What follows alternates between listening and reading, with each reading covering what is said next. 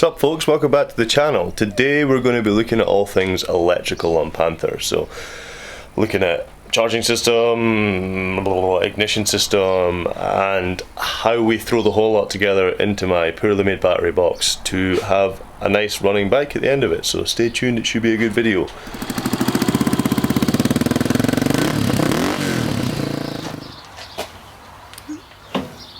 Oh, sorry. Come on then. This will get people to watch my videos. So, that wasn't planned. This last week we mounted the battery box mounting points.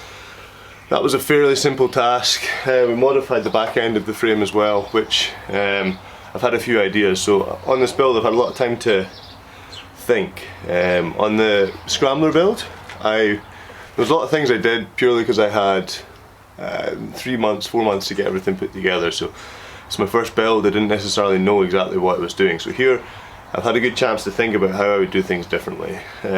One of which is the electrics. So yes, the electrics are fine in the Scrambler, I rewired the whole thing, but I know I can do it better. I know I can select better connectors, better routing, just generally do a better job of it. So you can see there's a lot to go in the battery box. We've got the battery, obviously. Shit, what else have we got? We've got the battery, another regulator rectifier doesn't go. That needs to be in an air-cooled environment, so it tends to sit out with somewhere where we can get a bit of airflow. But the axle juiced B-box, we've got the God, this is like a test, and I'm doing really bad on it. This thing, the starter regulator, and my ignition. So there's initially I thought this battery box was going to be half battery box, half air box, and I was going to try and do something a little bit nifty, but I'm quite bad for thinking about things and trying to push the boundaries of my own ability. But it also means that if I was to try and do that, I would have to try and really cram electrics into half the space I've actually had, and I wasn't really that happy with that. So I've decided to make this solely a battery box and use the real estate I have within that battery box to just have a bit more room. So one of the things I have been working on is how do I mount all these electronics. There's various ways we could do it.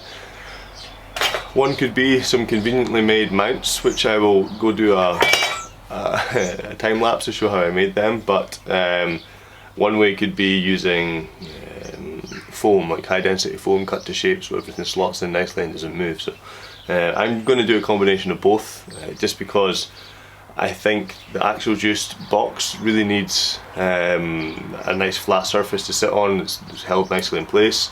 Same with the switching mechanism for the starter motor relay.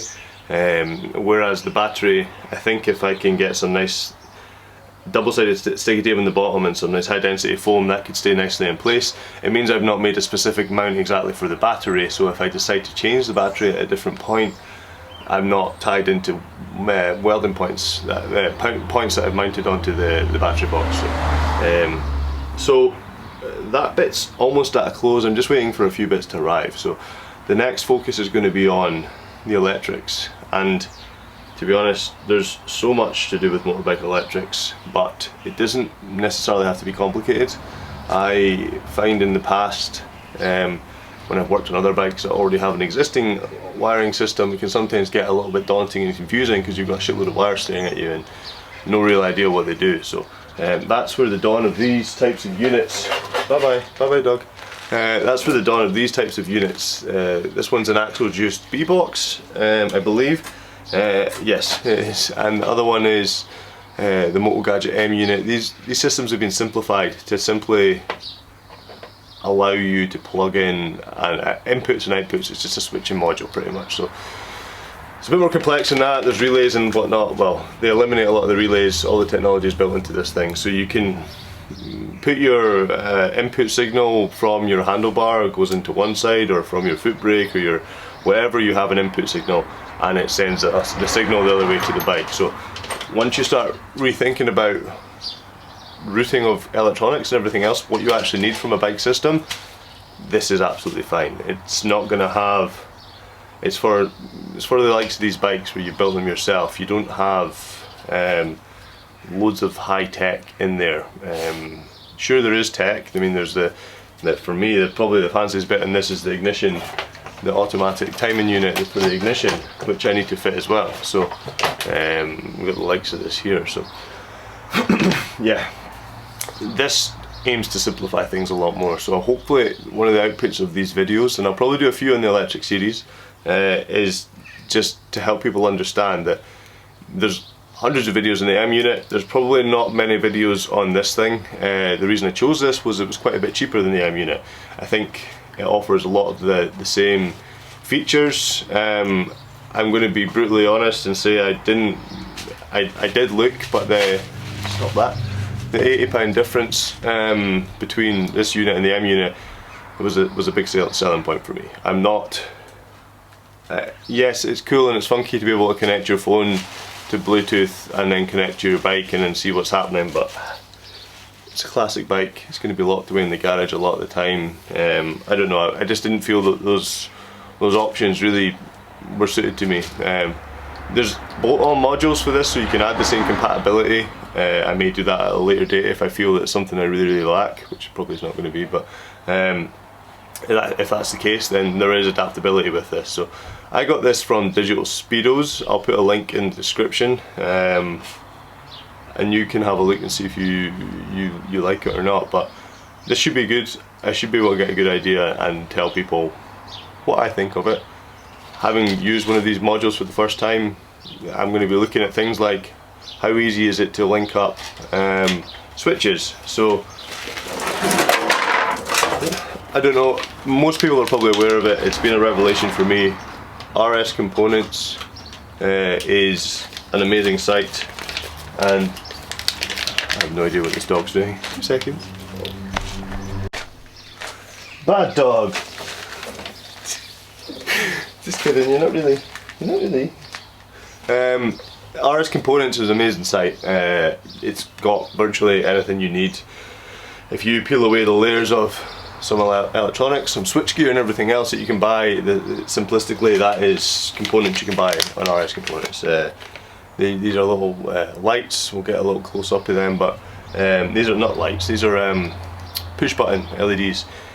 The fake Moto Gadget thing I've got is stop biting me, Jesus. The fake Moto Gadget thing I've got is you can put momentary, or what's this again? This isn't a latching switch, so you press it once, it sends a signal, you press it again and it turns off. So you can use functions like this. The reason I like this light is because you can run a power source across it that's different from the did I say light again? The reason I like the switch is because you can run a power source across it that's different from, it's a 12 volt signal, but it's different from the switching mechanism. Therefore you get a continually lit backlight. The same with my key ignition I bought from RS Components as well. So we'll have a little look at them. So that means you can light these switches up. I want some bits of yellow themed into this bike. It's going to be primarily black, but if you've got, looking at the handlebars, you see some yellow switches and everything else. So that's my crazy little idea, is to try and get a couple of switch gears made up, 3D printed. I've got a design on CAD. I need to refine it a little bit, but I'll be able to put these buttons in and come up with a unique bit of switch gear. So hopefully, if it's beneficial to people, I can give you the parts list, give you the file, or keep it to myself and make a few and sell them. So if it works, brilliant, but I'm going to try and test it on my bike to see how it works. Anyway, RS Components is good. I've got the majority of components. I've used other electrical supply shops, I'll list them, but to be honest, I've managed to get some bullet connectors, some wire and everything else, and some heat shrink, and that seems to be the way to go. Where I've not sorted out yet is wrapping, what the best wrapping is for wiring. I know people have different opinions, so I'd be interested to hear what you use for wiring. If you want to tell me in the comments, that'd be quite cool. We can have a chat about that. So main thing is figure out how to get how to get all these mounted in place nicely, secure. This is going to get sent away for powder coating along with everything else, so might as well get them. I've got a few bits I want to weld in. So the B box, I've made a little mount for it. I used CAD, actual CAD, cardboard design this time. Couldn't be asked. It's a simple bracket. So this is just going to get welded in. So I've made this out of, ta-da! I've made this out of steel. I just 1.6mm steel. Cut the shape, bent it in the vise. Really straightforward.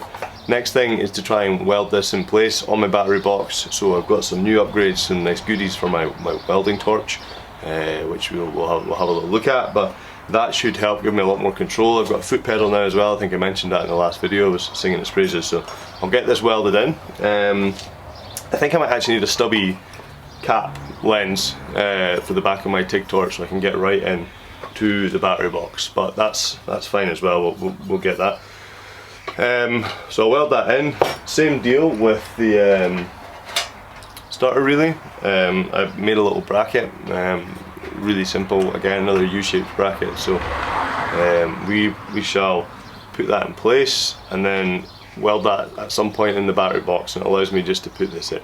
I think this is okay, I think it works. I had voltage across it, it sounded like it was switching, so fingers crossed.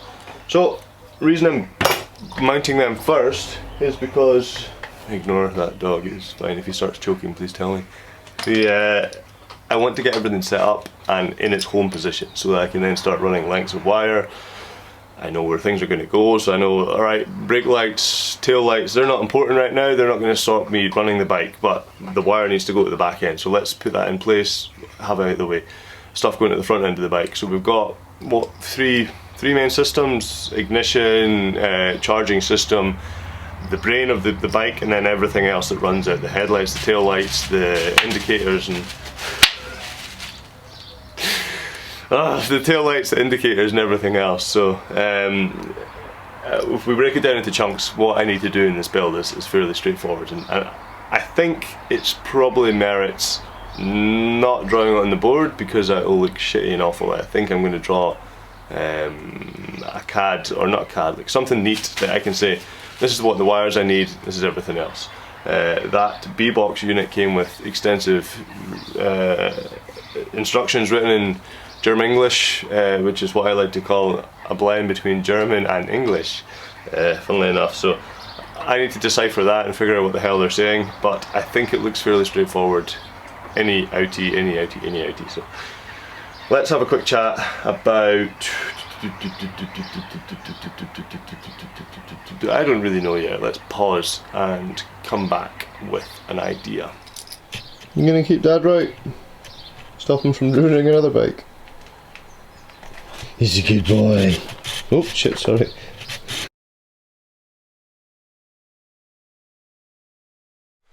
There's been quite a bit of investment in this build, and the majority of it is the electrics. In fact, the majority is these two bloody things. The lithium ion or LiFePO 4 battery, whatever the hell you want to call it. Yes, they're good, they're light, they can be mounted in any direction. They offer a really good cold cranking amps, which helps run big things like this. I don't know if this bike's anything like my Harley, but if the Harley's battery was a little bit dead, then you really struggled to try and crank it over. And then being the weight of a Star, it was really difficult to try and hop on and jump start as well. So I can't really be asked. This thing weighs a ton. It's bloody heavy, and it'll be maybe a tiny bit lighter with all the shit that I've cut off it, but yeah, it's not going to be anything you can chuck around like the scramble over there. But anyway, what the hell am I talking about? Yes, these are, I don't know, yeah, they're good, but they're expensive. I mean, I think this was £150, and this is a new company, Ultravat, and to be honest, they were very good. They initially sold me on a specific charging system, the lithium-ion battery needs a more stable, more modern regulator rectifier, meaning it gives a more stable charge. It doesn't allow it to overcharge. I think a lot of traditional bikes charging systems, the regulator rectifier can have a big sway in voltage.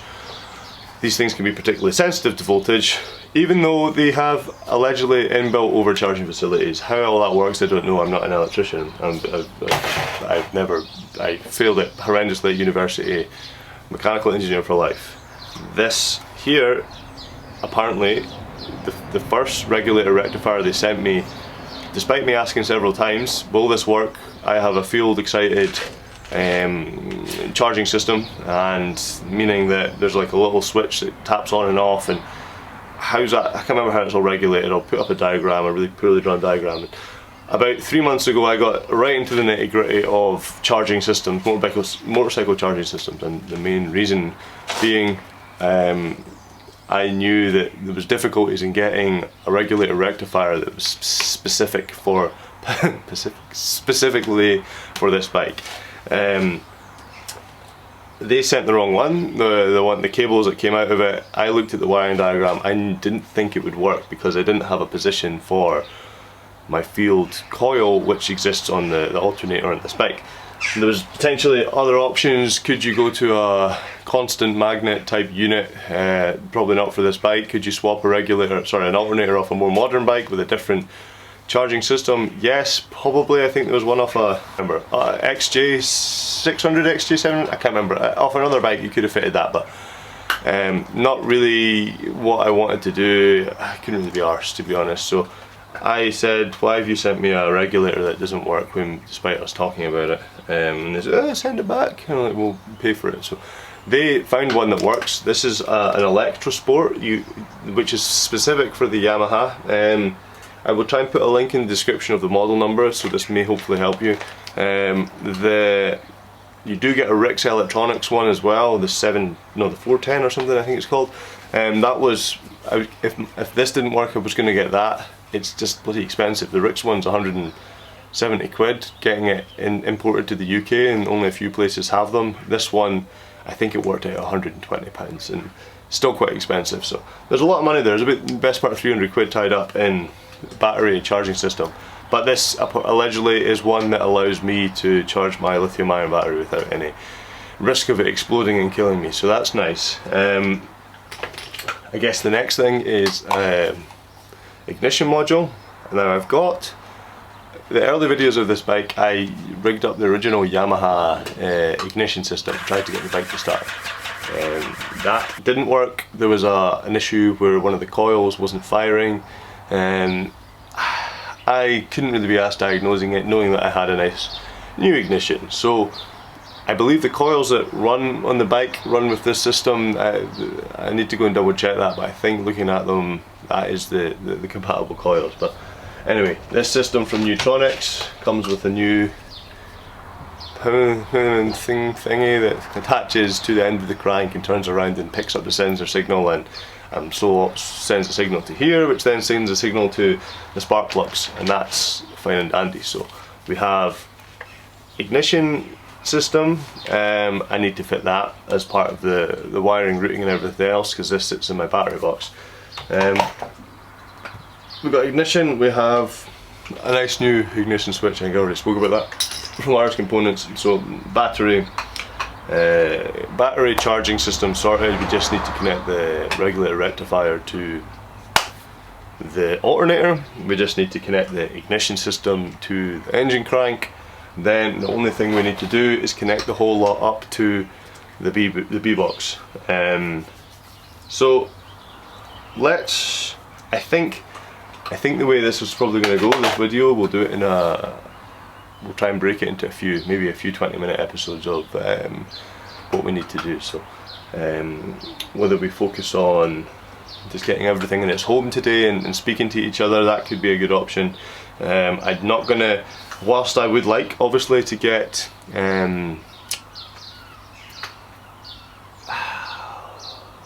sorry, thinking again.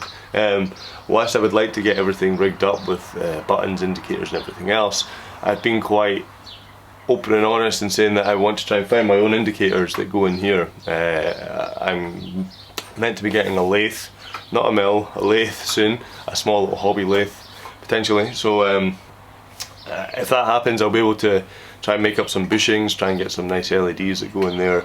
Ideally, I'd quite like to have the function of both brake and indicator to really tidy up this back end. If it means I can only have indicators, I'd probably rather do that because it's quite well suited left and right this to have that instead.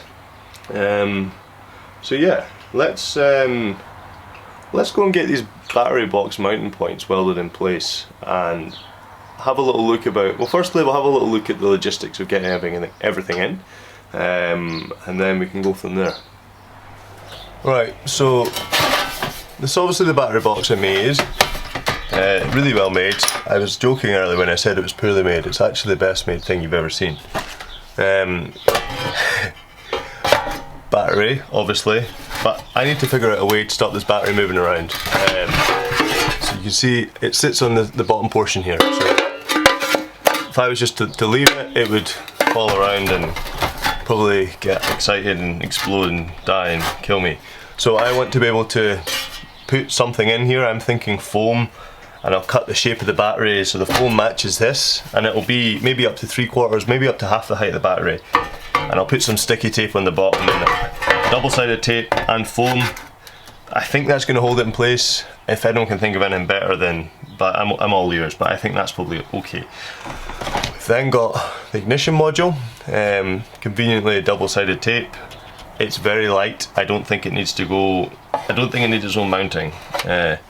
I'm just thinking of putting that in the front here. Hopefully you can see that. Rufus, go away.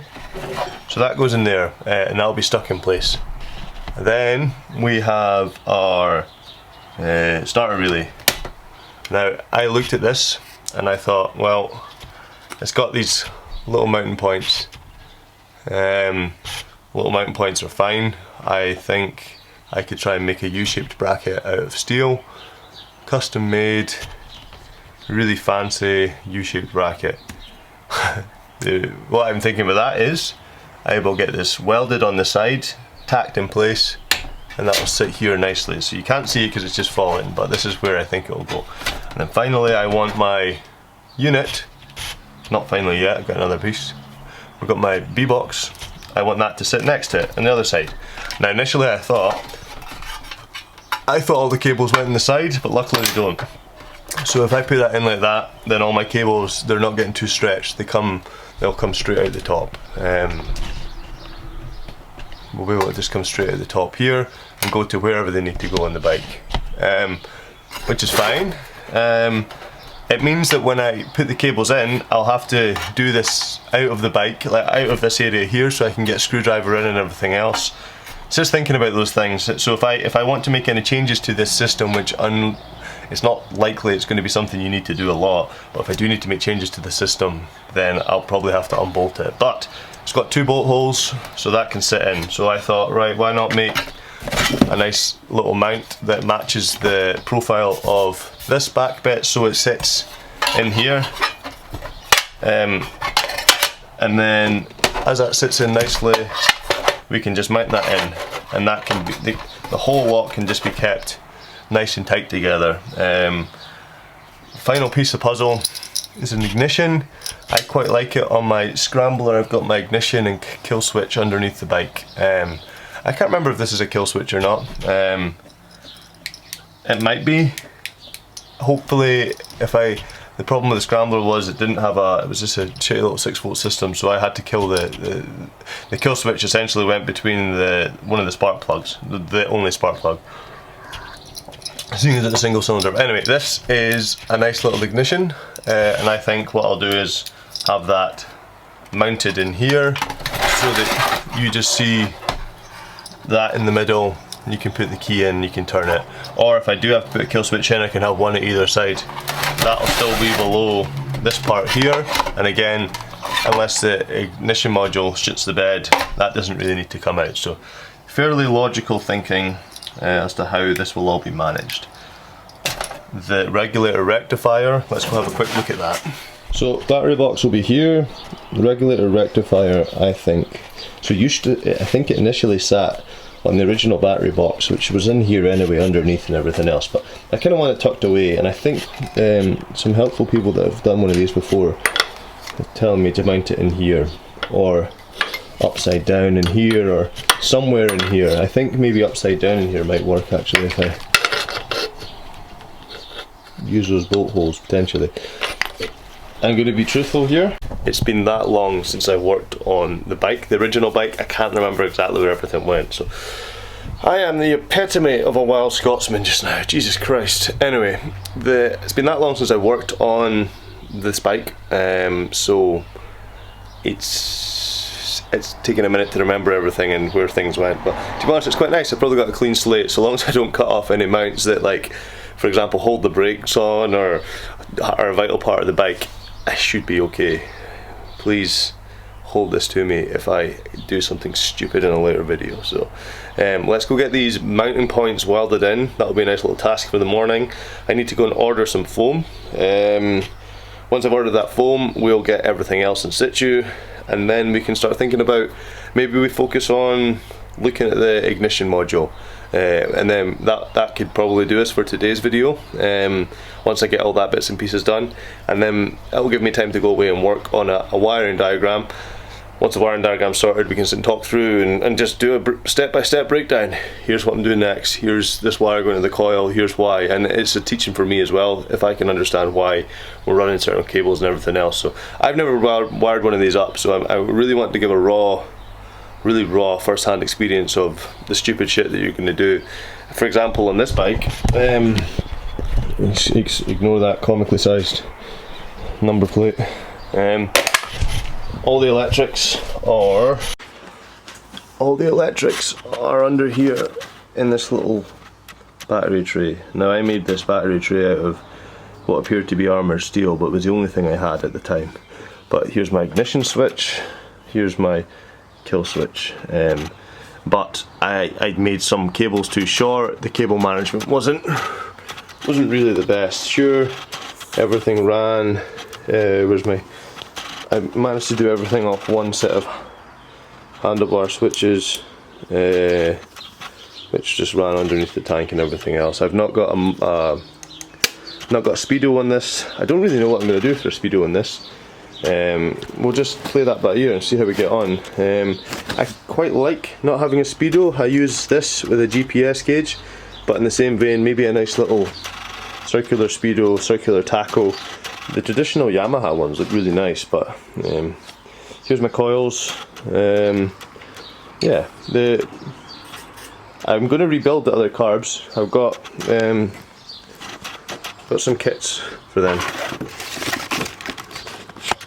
So these have all been nice, freshly vapor blasted. So I'm going to use these in the other XS750 I've got, but I think I mentioned before, I don't want any issues getting this thing started. So if I can take confusion out of it by using nice carbs that were originally on the bike, that makes things a whole lot simpler. Speaking about capital investments, there's a nice new what's that called? Compressor. The compressor was a great price. I needed it. It was 50 quid. The guy serviced it and everything, and it works brilliantly. So I needed it for pumping up tires. I needed it just for air and crap in general to blow stuff around the garage. I don't know if it's good enough to run like a die grinder. Probably don't need to right now, but it might be a nice investment in the future to get something like that. Potentially toying with the idea of, when I say potentially toying, I've been doing a lot of research and will likely do this. Ceramic coating. There's not really anyone that does it up here. I think I'd like to try it and ceramic coat a few bits. So you need a wee sandblaster. You can buy one for like 150 quid. And it's not a replacement for vapor blasting. I'll use my vapor blaster for bits that need to look amazing, but rather than paying for someone to sandblast something for me, you can get a nice aluminium oxide of various grits, so you don't damage the part, but you can get a nice cheap little sandblaster for 180 quid. You get an oven. I've now got a nice compressor that should be able to power a spray gun or an air gun. So check out some of the videos by that Casey guy. I'll put one in the description, but he does a lot with home ceramic coating using Cerakote. So I think a few key bits in this bike that will look cool, and I'm going to keep that under wraps until we get a little bit further along. But I think we can make this bike look pretty cool with some home Cerakoted parts. I will be using the oven again after hours so I don't get shouted at. Maybe, but bigger parts like my exhaust, which I potentially will probably get Cerakoted as well, I don't know whether I can wait until my bike's running properly, so I would need to take it to speak to my powder coater really nicely. This has nothing to do with electrics, I don't care. I'm going to take it to my powder coater, ask him to use his oven. You need to bleed the part out, so you heat it up to a certain temperature to bleed the part out, which gets rid of any of the oils that may exist and impurities. Acetone clean it, acetone dip it, clean it, spray it. Because you're meant to put it back in the oven again, I don't know whether I can then just shove it on my bike and cure it that way, rather than having to, like, if I have to cure it and then if I have to paint it and then take it over to the powder coaters, I would be as well just doing everything at his and paying him for some of his facilities and whatnot. So well, that's a bit further in the line. However, I am getting better at welding, so hopefully we'll make an exhaust welding video soon. Speaking of welding, watch me go and blow holes in this battery box. Fun times. So back to my old nemesis, which is that thin steel, but this is the first time using the CK Worldwide CK9 torch, which is much lighter. It's a smaller torch than the one that came with the original Artec welder. Similarly, it's the first time welding this thin steel with the foot pedal as well, so it actually a lot more control, which is something I struggled with before, and the ability just to pull back on the foot pedal and reduce the amperage and continue the weld. It gives you a bit more time not to get panicked about it. I struggled to get right into the spaces because of the length of the cap in the TIG torch, but I was able to get a nice solid tack in, so once that small bit turns up, I'll be able to finish the rest. Hold things in place. I need to get my stubby torch, stubby end in here and just put another couple of tacks, just same with down here and down here, but physically the torch doesn't fit, it just gets in the way, and maybe this big tip, maybe this big end bit isn't really the best for it either, so all learning, it's fine, but this is nice, works out good. There we go. My favourite bit's actually this, because it fits the way it fits on. It's pretty cool, like it was meant to happen. There we go, job done. Okay, before we sign off, I'm going to quickly show you these LEDs. Why do I keep saying LEDs? These switches, which are from RS Components, but they've got a nice little ring in them, which allows for light to pass through. So bear with me, this may have to be fast forwarded.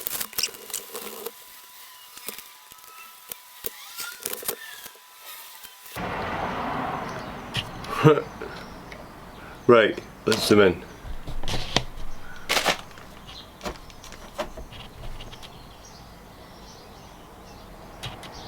How cool is that? So this will be on. I'm gonna have to figure out how to. Because that runs independently from my switches. I don't know if you can see this, but there's a. After people singing my autofocus's praises, there's a couple of bits here. These two, they run the voltage across it. So obviously this is a switch.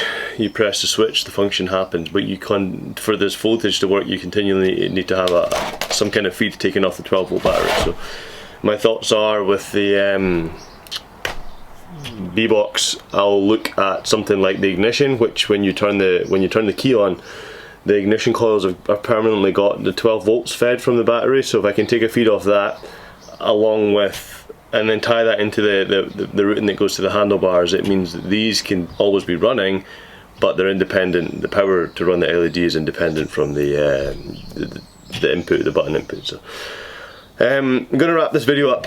We've got quite a lot to do. This one was more of just an introductory one, but yet somehow I still managed to babble on for almost 30 minutes. So the next thing we need to do is finish off the wiring diagram. That's about 85% complete, so that'll be a good grounding point for the next video, where we can bring up the wiring diagram. I can talk shit all the way through it and try and explain my logic.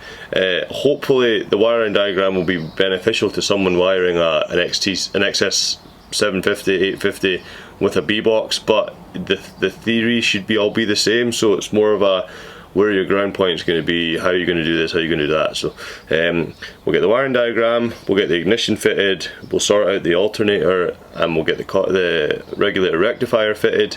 And the battery box is now done with everything in place, so it's just going to be a case of starting to run wires. I am speaking to a company about LEDs tomorrow, so hopefully I have some good news about my LEDs.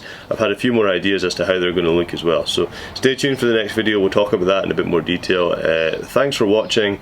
If you liked it, please like and subscribe. It means a lot. It's growing every time I put a video out, which is brilliant, and that's all thanks to the people that watch it and share and tell all your friends. And take it easy, folks. See you soon.